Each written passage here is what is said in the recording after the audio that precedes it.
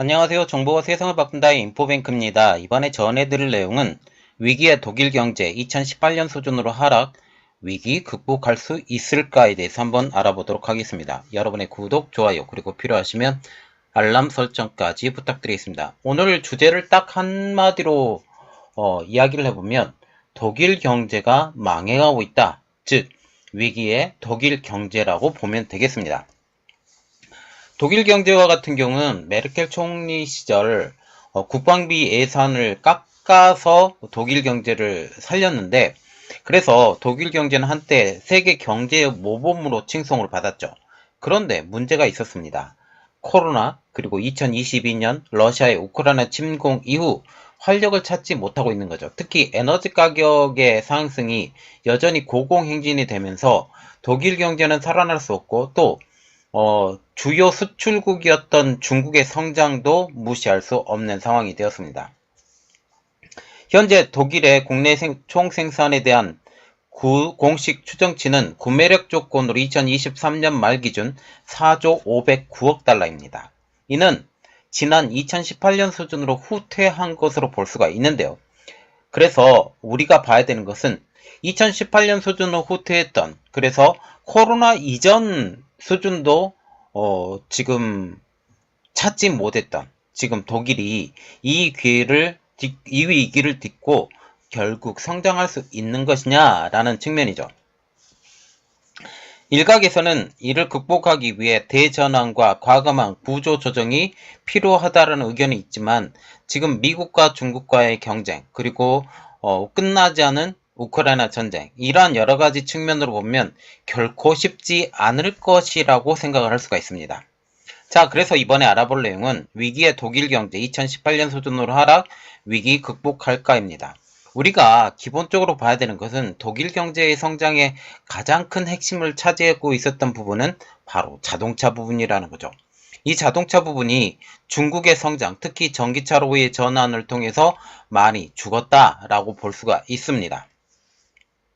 지금 독일 경제 위기의 원인에 대해서 우리가 몇 가지를 볼 수가 있는데, 그것은 지금 다양하고 복잡하다라고 얘기를 하고 있는데, 얼추 잡아서 또 지금 한 6가지로 분류가 할 수 있습니다. 첫 번째, 러시아의 우크라이나 침공으로 인한 에너지 위기가 그렇습니다. 그리고 두 번째, 녹색 전환 정책, 특히 친환경 정책을 하면서 기존의 그 석탄 화력 발전소, 원자력 발전소 같은 경우를 없앴습니다.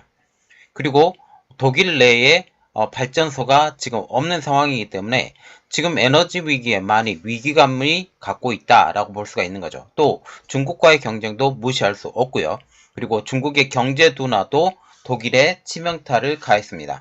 그리고 독일 산업의 구조적인 문제와 인구 감소와 노령화도 독일의 치명적인 역할을 할 수 있다라고 볼 수가 있는 것이죠. 그래서 이 내용을 한 가지 한 가지 분리해서 한번 보도록 하겠습니다.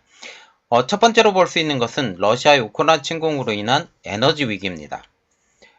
러시아에 너무나도 에너지를 의존했던 것이 메르켈 총리 시절에는 굉장한 강점으로 있었지만, 우크라이나 침공 이후 이것이 큰 약점이 돼버린 것이죠. 그간 독일은 러시아로부터 수입하던 저렴한 천연가스에 많이 의존을 했습니다. 그런데 러시아가 우크라이나를 침공하면서 가스 공급이 중단된 후 심각한 에너지 부족 문제에 직면하게 되는 것이죠. 이렇듯 에너지 가격의 상승은 인플레이션을 부추겼는데, 유럽, 특히 독일의 에너지 가격을 끌어올렸고 인플레이션의 가장 직접적인 원인이 됩니다. 지금 세계적인 인플레이션의 원인이 되는 것이 두 가지가 있는데, 첫 번째 에너지 가격, 두 번째 곡물 가격입니다. 왜 그러냐면 모든 산업의 시작점이 에너지와 곡물이기 때문이죠. 이렇듯 독일 내 에너지 가격 상승은 에너지 집약적인 화학, 철강, 기계 등의 산업 분야에 큰 타격이 됩니다. 그리고 두 번째로 볼 수 있는 것은 녹색 전환 정책입니다. 녹색 전환 정책이 에너지 위기에 큰 타격을 받았다라고 지금 얘기가 나오고 있는데, 독일의 녹색 전환 정책은 2011년도, 벌써 10년이 넘었네요. 일본의 후쿠시마 원전 사고 이후입니다. 이때 에너지 발전을 중단시키고 재생에너지 보조금을 통해 녹색 에너지 전환도 추진했고, 그리고 독일 내에 있는 지금 발전소도 점차적으로 줄여가면서 지금 다른 나라에서 에너지를 사오는 입장이 되는 것이죠. 그러면 독일이 추진하고 있는 녹색 전환 정책이 독일 경제에 타격이 되었던 가장 큰 이유는 무엇일까요? 그것은 바로 재생에너지의 비중이 높아지면서 에너지 가격 상승에 대응하지 못한다는 점입니다. 재생에너지와 같은 경우는 풍력이 그 대표적인데, 풍력은 바람이 불지 않으면 지금 모든 태양열도 마찬가지고 자연에 너무 많이 기댄다라는 거죠. 그런데 이러한 자연에 너무 많이 기댔기 때문에 2022년인가요? 그때 바람이 많이 불지 않아서 풍력발전소가 영국 근처에서 많이 생산되지 않았던 시절이 있었습니다. 이때 많은 영향을 받았다라는 그런 이야기가 나오고 있죠. 자, 그래서 기본적으로 재생에너지 이러한 것이 전력망 안정성에 저해가 되고, 또 이는 기후에 따른 전력망 안정성의 훼손이 되는 것이죠. 이는 결국 전력이 많을 때는 많아지지만 또 적을 때는 한없이 적어지기 때문에 전력 수급에 불안정성이 있습니다. 그래서 기본적으로 발전소가 있어야 된다라는 그런 이야기가 알고 있고, 만약 재생에너지를 만든다고 하면 그보다 필요한 수량보다 훨씬 더 많은 재생에너지 공단을 지어야 된다라는 그런 이야기가 나오고 있는 것도 바로 이 때문이죠. 이처럼 재생에너지의 비중이 높아지면서 독일의 전기요금은 OECD 평균의 3배에 달하는 수준으로 껑충 뛰어오르게 됩니다. 결국 높아진 전기요금, 이것이 결국 독일의 산업 경쟁력을 약화시키는 원인이 되었다라는 분석이죠. 또 중국과의 경쟁도 있습니다. 중국이 그 세계 2위 경제 대국으로 성장을 하면서 이전에 독일 입장에서는 수출 국가였던 것이 이제 경쟁 국가로 변하게 됩니다. 과거 중국은 독일의 주요 수출 시장이자 제품의 구매자, 이렇게 되는 거죠. 그런데 최근에는 독일과 경쟁하는 국가로 변모를 했다라고 얘기가 나오고 있습니다. 특히 자동차 분야에서 독일이 가장 큰 혜택을 봤었죠. 폭스바겐과 BMW, 그리고 메르세데스 벤츠, 이러한 자동차 회사들이 중국에 진출하면서 많은 과실을 따먹었었는데, 이제 전기차로 전환이 되면서 내연기관차가 중국 내에서 죽어버립니다. 특히 전기차 분야에서는 중국이 기술력으로는 독일을 앞서고 있는 상황이 되는 것이죠. 폭스바겐 그룹은 중국 업체들과 전기자동차 플랫폼을 공동 개발하기도 하고, 또 현대모비스에서 eGMP의 BSS를 사기로 했던 것도 바로 이 때문입니다. 중국 내에서는 비아디가 폭스바겐을 지치고 중국 최대 제조사 자리를 탈환하기도 했죠. 그리고 중국의 경제 하락도 독일의 침몰하는 독일의 한바탕 뒤통수를 때리는 일이 되긴 됩니다. 이처럼 중국의 경제 하락과 무역 전쟁이 독일의 치명타가 되고 있다라는 건데요. 독일과 같은 경우는 대중국 수출이 감소하고 있습니다. 2019년도 0.9% 감소. 독일의 수출 비중은 2020년 기준 GDP 대비 46.9%로 세계에서 네 번째로 수출의 비중이 높은 나라입니다. 그런데 독일의 대중 수출의 감소는 독일 국가 경제에 큰 부담을 지우고 있다는 사실이죠. 또한 구조적인 문제도 있습니다. 전통 산업에 대한 과도한 의존이 있는데요. 독일 산업은 19세기부터 발전한 화학, 철강, 기계, 자동차 등 전통 사업에 과도하게 의존하고 있습니다. 이러한 산업 구조는 비용이 많이 들죠. 에너지가 많이 드는 업체라고 얘기를 할 수 있습니다. 그러면서 갈수록 경쟁력이 떨어지고 있다는 사실입니다. 소프트웨어, 인공지능, 바이오 등의 첨단 기술 분야에서도 미국과 중국에 대해서 비해 열세입니다. 노동력 감소도 독일에 큰 영향을 끼치고 있죠. 인구 감소와 노령화로 인한 노동력 감소를 볼 수가 있습니다. 이처럼 인구가 노령화가 되고 또 일할 인구가 줄어들게 되면서 생산력도 저하되는 상황입니다. 이는 제조업이 경제의 약 27%를 차지하고 있는 독일 경제의 최대 약점이라고 할 수 있습니다. 이는 시간이 지나가면 갈수록 독일 내 생산 비용을 증가시키면서 일할 사람이 없으니까 좀 더 비싼 임금을 가지고 사람을 키워야 되는 이러한 상황이 되면서 독일산 공산품의 경쟁력을 떨어뜨리는 상황이 되는 것이죠. 그러면 독일이 이러한 상황을 타개하기 위해서 어떠한 방안을 하고 있느냐라는 측면이죠. 현재 다양한 논의가 진행 중이라고 얘기를 하고 있는데 가장 급한 불은 에너지 문제를 해결하는 것입니다. 러시아 우크라이나 침공 이후 에너지 문제가 현재 독일의 발목을 잡는 큰 원인으로 작용하고 있죠. 이는 러시아 의존도를 낮추고 다양한 루트의 에너지 공급원을 확보해야만 하는 현 상황이 되는 것입니다. 현재 독일과 같은 경우는 최근 첫 번째 LNG 터미널을 가동하고 미국, 카타르, 호주 등과 LNG 수입 계약을 체결합니다. 이 또한 지금 에너지 가격의 상승을 하게 되는 거죠. 이전에는 천연 가스를 그대로 기화 상태죠.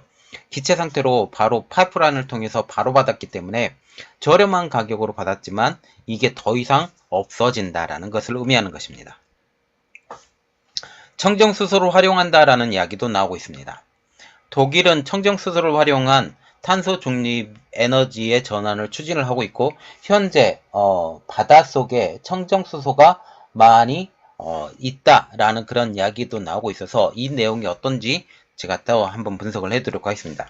2030년까지 10기가와트의 수소 생산 용량을 확보하고 2050년까지 100% 재생에너지로 수소를 생산할 계획을 가지고 있습니다. 산업구조도 개혁을 한다고 얘기를 하고 있죠. 전통적 산업에서 첨단 기술 산업으로 전환을 촉진한다는 것인데 이를 위해 혁신과 연구개발에 투자를 확대하고 디지털화의 속도를 내며 기술 인력을 양산을 유치하는 것을 강화해야 한다라고 얘기를 하고 있습니다. 또한 유럽 내 산업 협력을 강화해 글로벌 시장에서의 경쟁력을 회복하는 것이 급선무라고 볼 수가 있는 것이죠. 그런데 문제는 지금 첨단 산업에 필요한 인력이 너무나도 많기 때문에 현재 인력이 줄어가는 상황의 독일에서는 이러한 것을 해결하기가 어렵다라는 분석까지 나오고 있습니다. 현재 독일 전체 생산 가능 인구는 평균 나이가 무려 46세.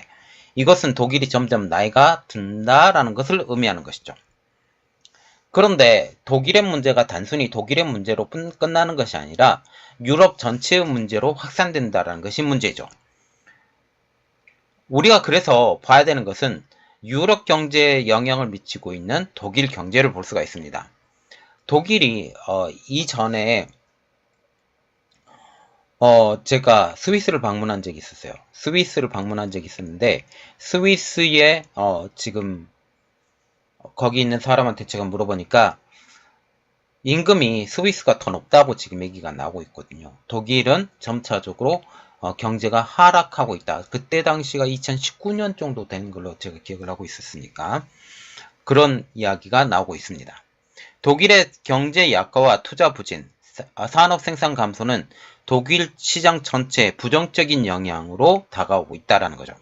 2022년 독일의 경제는 전년 대비 1.8% 성장했지만 2023년에는 마이너스 0.3%로 역성장을 합니다.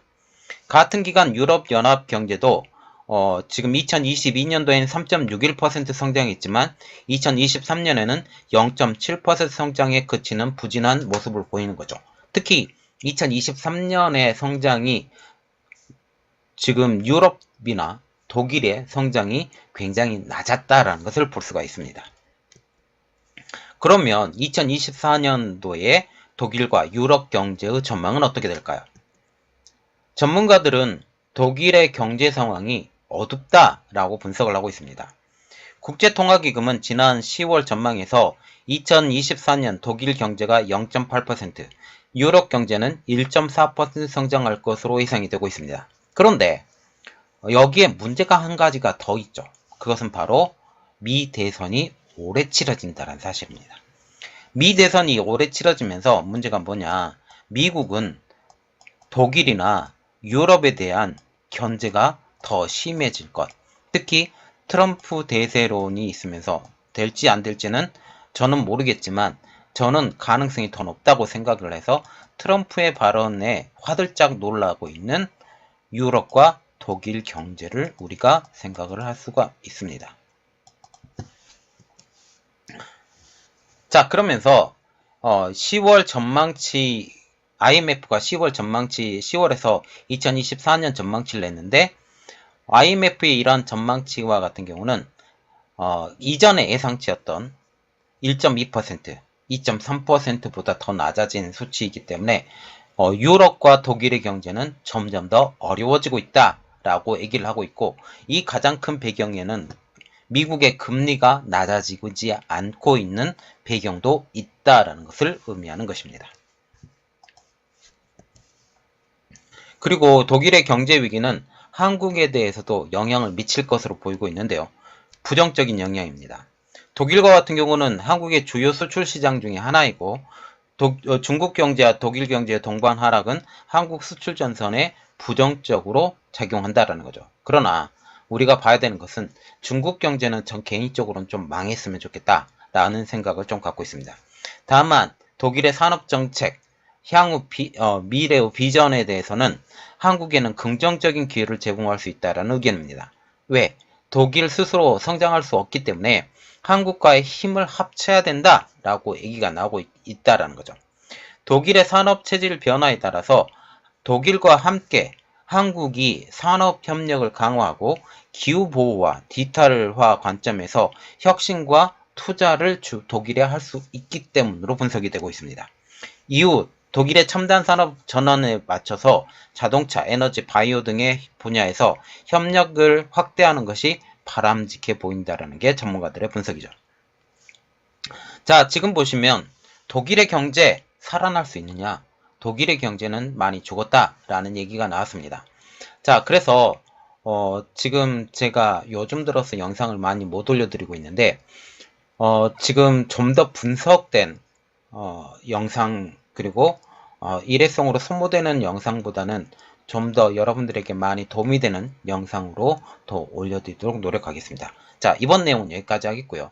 저희 내용이 여러분들에게 도움이 됐다고 생각을 하시면 구독, 좋아요, 그리고 필요하시면 알람 설정까지 부탁드리겠습니다. 감사합니다.